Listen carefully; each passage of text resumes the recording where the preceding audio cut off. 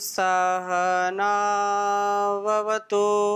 सहनौ भुनक्तु सह वीर्यं करवावहै तेजस्विनावधीतमस्तु मा विद्विषावहै। ओम शांति शांति शांति। दिव्य जीवन के इस कार्यक्रम में आपका पुनः हार्दिक स्वागत है, अभिनंदन है। गुरुओं की सन्निधि से, उनके आशीर्वाद से, उनकी करुणामयी प्रेरणा से हम सबका जीवन उन्नत होता है।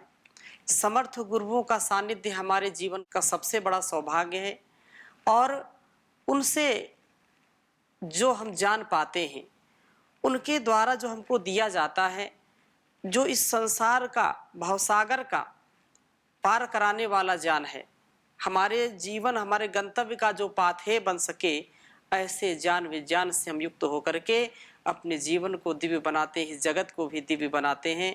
तो ऐसे वात्सल्य मूर्ति ऋषि कल्प परम पूज्य गुरु जी का सानिध्य निरंतर हमको मिल रहा है।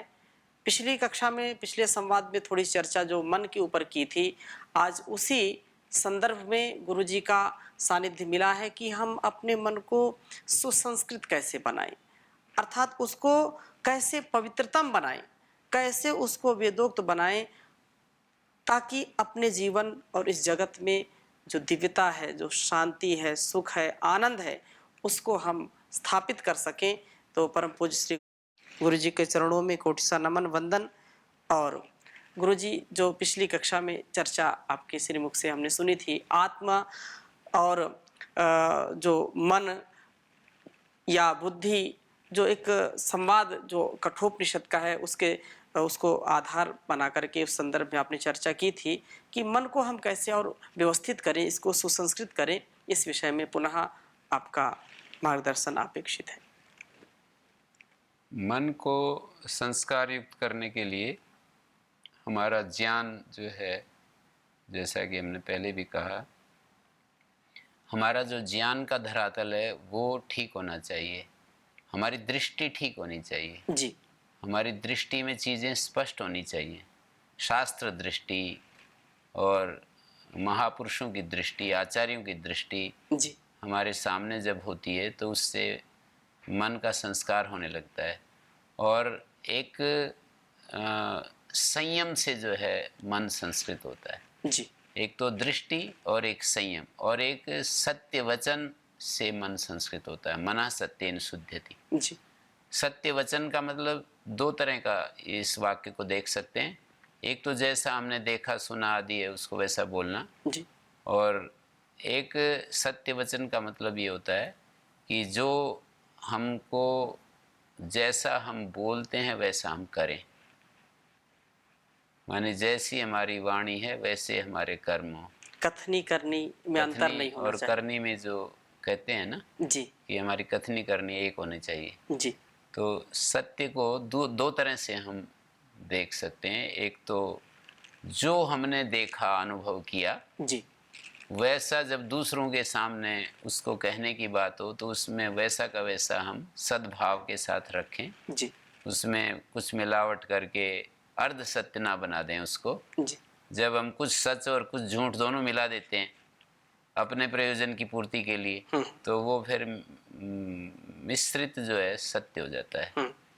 तो शुद्ध सत्य से हमारा मन शुद्ध होता है और जैसा हम कहते हैं वैसा यदि हम बोलते हैं, जैसा मतलब हम कहते हैं वैसा हम आचरण करते हैं, जी। या वही हम कुछ बोलते हैं तो यदि हम वैसा ही हमारा जीवन में, व्यवहार में, आचरण में वैसा ही घटित होता है तो ये भी सत्य का एक रूप है। जी। जैसे कहा कि मैं ये आपका काम कर दूंगा और फिर हम ना करें तो ये असत्य हो जाता है। जी। वहाँ पर बहुत ज़्यादा, जैसे कठोपनिषद में कहते हैं ना कि नचिकेता पूछता है कि मेरे को किसको दोगे, तो एक बार, दो बार, तीन बार, बार बार पीछे, तो पिता ने गुस्सा में आकर के कह दिया कि मैं तुमको मृत्यु के पास भेजता हूँ। जी तो कह तो दिया, लेकिन अब वो भेजना नहीं चाहता, जी क्योंकि वो फिर मोह बीच में आ गया। तो नचिकेता की तरफ से ये कहा गया कि हमें अब अपनी वाणी को, यदि हमारे मुख से कुछ निकला है तो सत्यवाणी होनी चाहिए, और बाकी चीज़ें तो सब ऐसे ही हैं। तो हमें ये भी सत्य से इन सब प्रसंगों से भी हमें सीख मिलती है। और यही गुरुजी एक सज्जन जो महात्मा है और एक दुरात्मा है, उसके विषय में भी शायद महाभारत का श्लोक या कहाँ का है कि मनस्येकम वचस्येकम कर्मण्येकम। मनस्येकम वचस्येकम हाँ, कर्मण्येकम महात्मनाम महात्मानाम मनस्यन्यत वचस्यन्यत वचस्यन्यत कर्मण्यन्यत दुरात्मना। दुरात्मानाम। जी हमारे मन में कुछ होता है, वाणी में कुछ होता है, कर्म में कुछ होता है, ये दुरात्मा के लक्षण हैं। जी मन वचन कर्म में एक रूपता होती है, तो महापुरुष के लक्षण होते हैं। जी तो संस्कृत मन की बात चल रही थी कि मन को कैसे संस्कृत करें। तो मन को संस्कृत करने के लिए दृष्टि संस्कृत करनी होती है। मन को संस्कृत करने के लिए मन में संयम धारण करना होता है। मन को संस्कृत करने के लिए विचारशील होना पड़ता है। जी मानी हम विचार करें कि परिणाम, जो मैं बोलता हूँ, करता हूँ, विचार करता हूँ, उसके परिणाम क्या होंगे। माने उसको थोड़ा सा व्यापक परिप्रेक्ष्य में देखना होगा।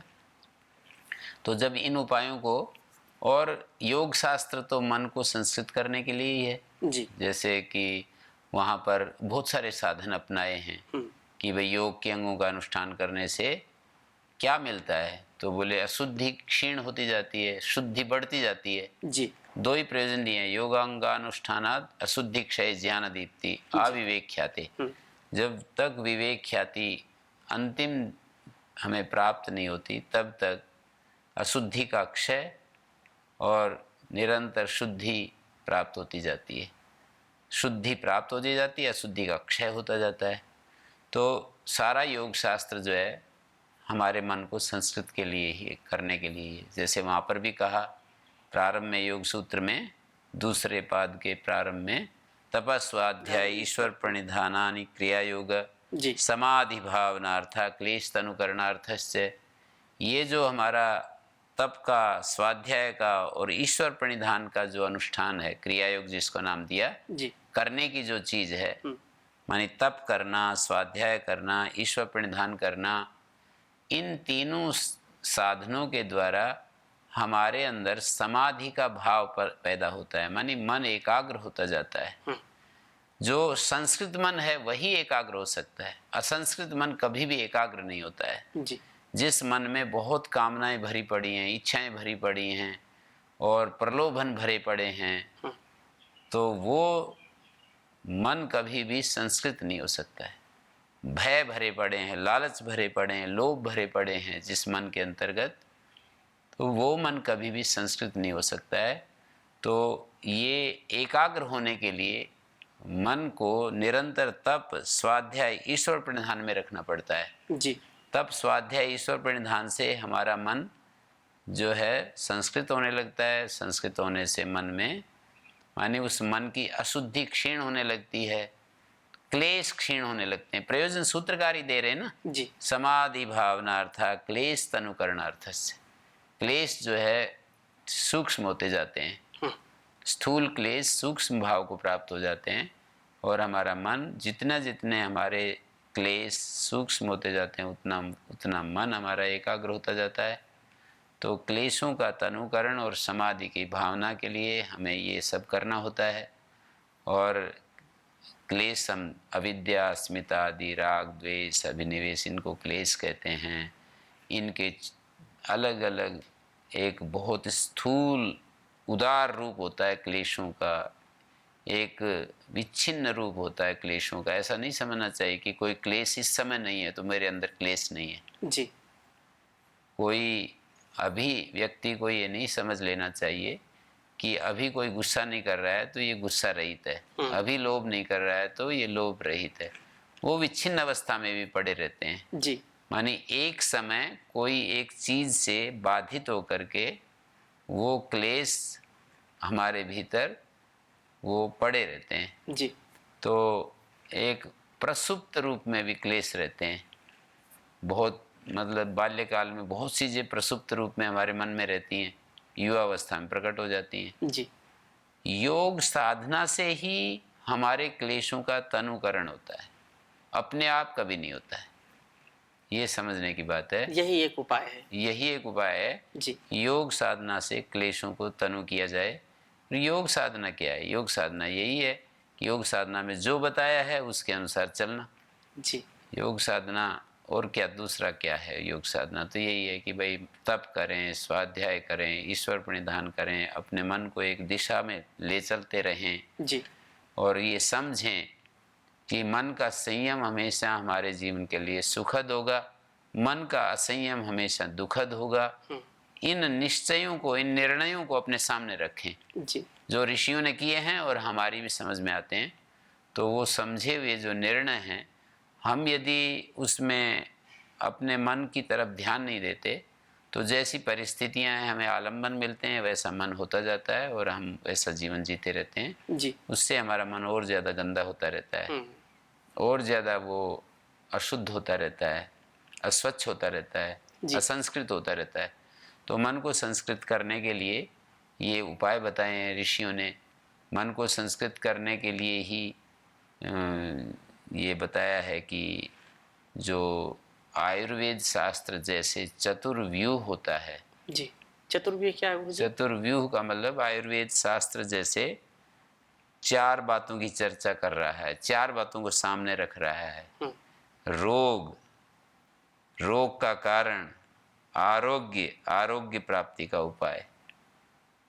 जी। रोग, रोग का कारण, ये देखना होता है कि ये रोग क्या है। हमारे पास रोग है तो उस रोग को देखना होता है। रोग का कारण क्या है, ये रोग आया क्यों, जी। उसको देखना होता है। आरोग्य की क्या स्थिति है, तो आरोग्य प्राप्ति का उपाय क्या है, साधन क्या है आरोग्य का। जी। तो ऐसे ही ये विचार करना होता है मन को संस्कृत करने के लिए कि दुख क्या है, दुख का कारण क्या है, दुख रहित स्थिति क्या है, और दुख रहित स्थिति के लिए क्या उपाय हो सकते हैं। जी। हे हेतु हान हानोपाय शास्त्रीय भाषा में है, जी। पर उसका मोटा रूप यही है कि ये दुख कहाँ से आ रहा है, दुख का स्वरूप क्या है और दुख का कारण क्या है, ये दुख आता क्यों है, और दुख रहित स्थिति का को कैसे समझें। क्या कोई ऐसी स्थिति आती है जो हमारे अस्तित्व में 24 घंटे अहोरात्र, पूरे मास, पूरे वर्ष, पूरे जीवन, क्या कोई ऐसी स्थिति आ जाती है कि कभी भी दुख ना आए? ये स्थिति है एक जो विचार करने की बात है। और वो स्थिति आती है तो उसका साधन क्या है? ऐसे निरंतर विचार करते हैं तो हमारे को एक मार्ग मिलता है कि देखो ये दुख है, ये दुख का कारण है और ये संभव स्थिति है। दुख रहित स्थिति जो शास्त्र चर्चा करते हैं वो संभव स्थिति है, असंभव स्थिति नहीं है। मानी एक 24 घंटे की बात नहीं है, एक महीने की बात नहीं है, एक वर्ष की बात नहीं है। जी। जब से आंखें खुले, चलो छोड़ो पहले जो कुछ हुआ, पहले जब हमें बोध नहीं था और हम जीवन बहुत ही गफलत में जी रहे थे, जी। उसके बाद कोई एक बिंदु सबके जीवन में आता है और उसको ऐसा प्रतीत होता है कि ओहो, ये तो बहुत जीवन का सारा जो मेरा स्वरूप था ना वो बहुत गलत चल रहा था, सारा जीवन नष्ट कर दिया मैंने व्यर्थ बातों में।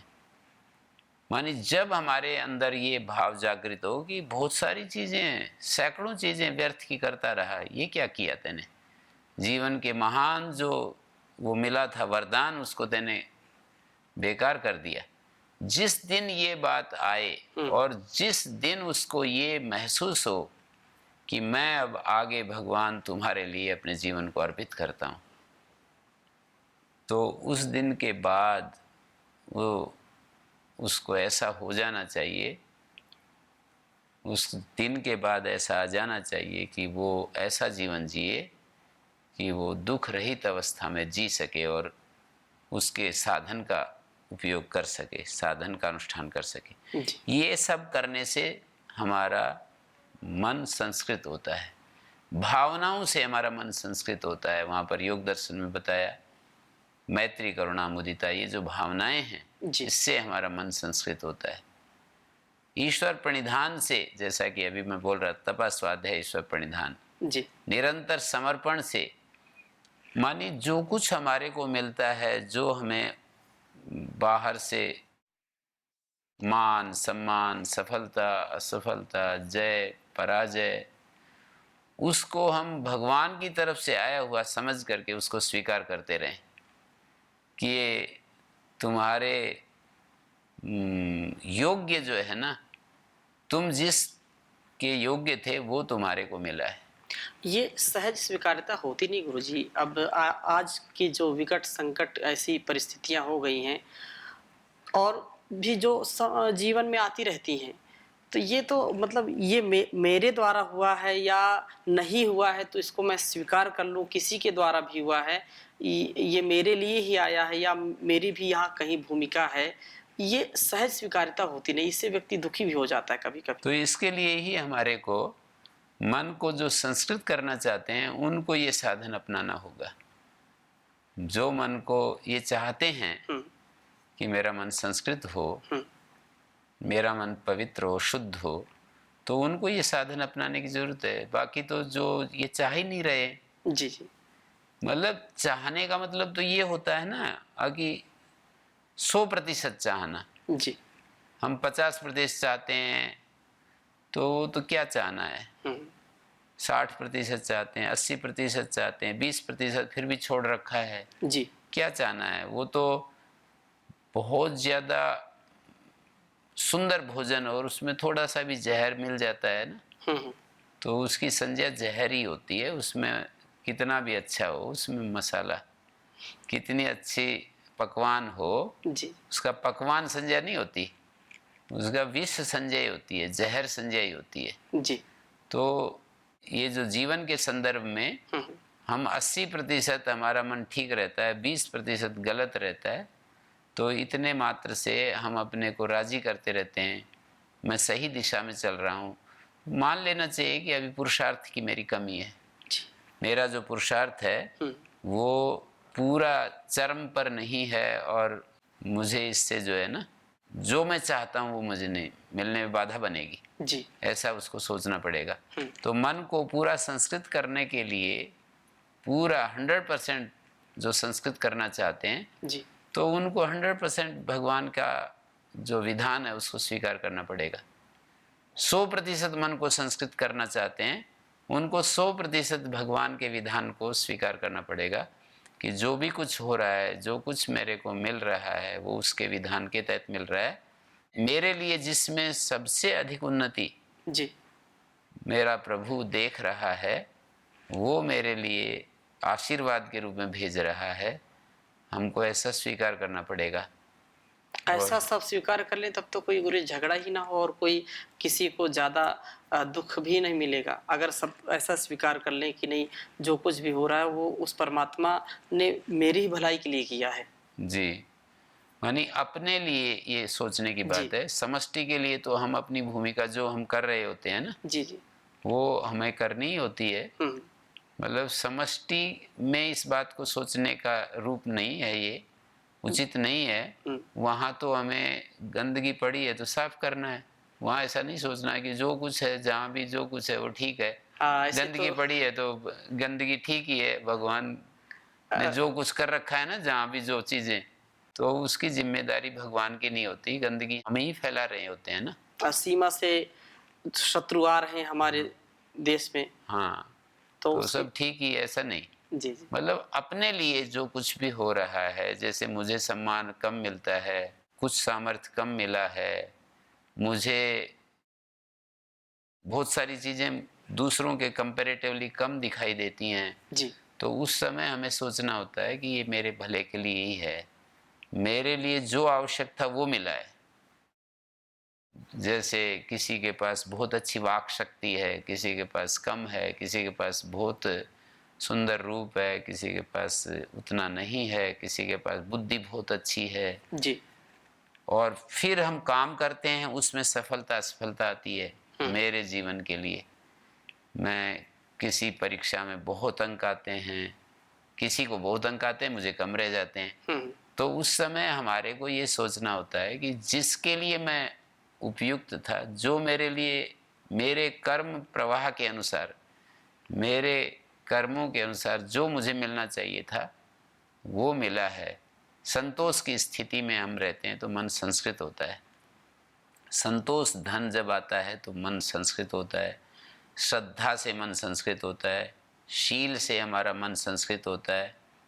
और हमारे गुरुजी ने वहाँ पर आश्रम में ये श्रद्धा घाट, शील घाट, संतोष घाट, समता घाट, समता में रहने से हमारा मन संस्कृत होता है। समता का मतलब बिल्कुल हमारे मन में कोई उतार चढ़ाव न आए। जी। जैसे कि एक पर्वतीय नदी जब पूरे उसमें चली जाती है, इसमें भूमि प्रदेश पर, जी। समतल भूमि पर चली जाती है, और उसका वेग सर्दी के दिनों में कम हो जाता है, तो उस समय जैसे कि ऐसे चलता है, पानी चल भी रहा होता है पर ऐसा लगता है जैसे खड़ा हो। जी। चल रहा होता है पर लगता ऐसे है कि ठहरा हुआ है। जी। ऐसे मन की स्थिति को दृष्टांत दिया जाता है। प्रशांत वाहिता शब्द प्रयोग किया है योग शास्त्र में। हमारे मन की जो प्रशांत वाहिता बनी रहे, तो उसके लिए जो हम प्रयास करते हैं उससे हमारा मन संस्कृत होता है। जी। अभ्यास और वैराग्य से हमारा मन संस्कृत होता है। माने जो हम अपनी आत्मा की तरफ जो गति है उसका नाम अभ्यास, संसार से जो निवृत्ति है उसका नाम वैराग्य। जी। दोनों एक साथ, दोनों साधन करने होते हैं। आत्मा की तरफ जाना और संसार से हटना, ये एक ही साथ करना होता है। जी। तो इससे मन संस्कृत होता है। जब हमारा मन इन सब उपायों से संस्कृत होता है, मन श्रवण मनन निधिध्यासन जैसे बोला जाता है जी। कि भाई जिस आत्मा के लिए सब कुछ है उस आत्मा की खोज करो, उस आत्मा को देखो, उसका मनन करो, उसका ध्यान करो। आत्मा वारे द्रष्टव्या मंतव्या श्रोतव्या निधिध्यासितव्या। आत्मा देखने की चीज़ है। जैसे कि हम बहुत सारी चीज़ें देखने की मानते हैं ना, जी। कि भाई आगरा का ताजमहल देखने की चीज़ है, दूसरों को भी कहते हैं एक बार देखो जा करके। बाहरी दुनिया में तो बहुत कितने कितने चीज़ें लोग अपने अपने रुचि सामर्थ्य के अनुसार देश विदेश में घूमते रहते हैं, केवल हजारों देखने के किलोमीटर की लिए। यात्रा करके जाते हैं देखने के लिए। हाँ, हजारों हजारों किलोमीटर, क्या मतलब दूसरे दूसरे देशों में भी जाते हैं केवल देखने के लिए। जी। जी। देखने की चीज़ उपनिषद साहित्य में आत्मा को बताया जी। कि आत्मा देखने की चीज़ है। अब इसमें तो प्रीति उत्पन्न होती नहीं है और इसमें रुचि पैदा नहीं होती है कि आत्मा देखने की चीज़ है। जी। बाहरी संसार को हम देखना चाहते हैं, बाहरी संसार में व्यस्त रहना चाहते हैं, तो आत्मा को देखने की जब हमारे को लगन और रुचि पैदा होती है तो उसके लिए फिर हम साधन करते हैं। उन साधनों से हमारा मन संस्कृत होता है। जी। संस्कृत मन ही आत्मा को देख सकता है। संस्कृत मन जो है वही आत्मा को देख सकता है। उसके लिए साधन भी बताए ना, जहाँ पर ये बात कही कि आत्मा ही देखने की चीज़ है, वहाँ साधन भी बताए कि शास्त्र को सुनो, विचार करो उस पर, और मन को हमेशा ध्यान करो। तो ऐसा करने से, जैसे हम ध्यान करते हैं, हम किसी शब्द को बोलते हैं तो उस शब्द से वो जो वस्तु स्फुरित होती है ना, जी। वो उसका वाच्य होता है। तो आत्मा जब हम कहते हैं ओम, जब हम ओम ऐसा बोलते हैं तो वो जो एक साक्षी उसके पीछे बैठा हुआ जो साक्षी का स्फुरण होता है, जी। वही उस ओम का वाच्यार्थ है। उसकी तरफ ध्यान देने से हमारा मन संस्कृत होता है। तस्य वाचका प्रणवा, माने हम ओम बोलते हैं और उस ओम के पीछे जो एक चैतन्य रूप में साक्षी के रूप में जो मौजूद रहता है, जी। उसके स्फुरण से हमारा मन संस्कृत होता जाता है। इन सब उपायों से हमारा मन संस्कृत होता है। और संस्कृत मन जो है वो हमारा संस्कृत मन जीवन में समस्या रहित होकर के जीता है, अपने लिए भी और दूसरों के लिए भी। तो परम पूज्य गुरु जी का जो संदेश है, आज का जो उपदेश है कि हम अपने जीवन को उन्नत बनाएं, जीवन में दिव्य भावों की जो स्थिति है उसको उत्पन्न करें। दिव्य जीवन का आधान दिव्य जगत में यदि हम करते हैं तो जगत भी सुंदर बनता है, जीवन तो सुंदर बनेगा ही बनेगा। और उसके लिए बहुत महत्वपूर्ण गुरु जी ने बात बताई कि मन को सुसंस्कृत करें, मन को अच्छा बनाएं, विशुद्ध बनाएं, पवित्र बनाएं। और उसके अनेक संसाधन भी गुरु जी ने बताए कि शास्त्रों को सुनना, गुरुजनों की संगति में रहना, बड़ों का जो ज्ञान विज्ञान है उसके जो है आधान से अपने जीवन को महान बनाना। तभी इस जीवन को हम अंतिम जो गंतव्य हमारा है, जो एक लक्ष्य है, वहां तक हम पहुंच सकते हैं। तो परम पूज्य गुरु जी के चरणों में प्रणाम करते हुए आज के संवाद को यहीं पर विराम देते हैं। शेष चर्चा अगले नए विषय के साथ अगली कक्षा में करेंगे। ओम शांति शांति शांति। ओम श्री गुरुभ्यो नमः।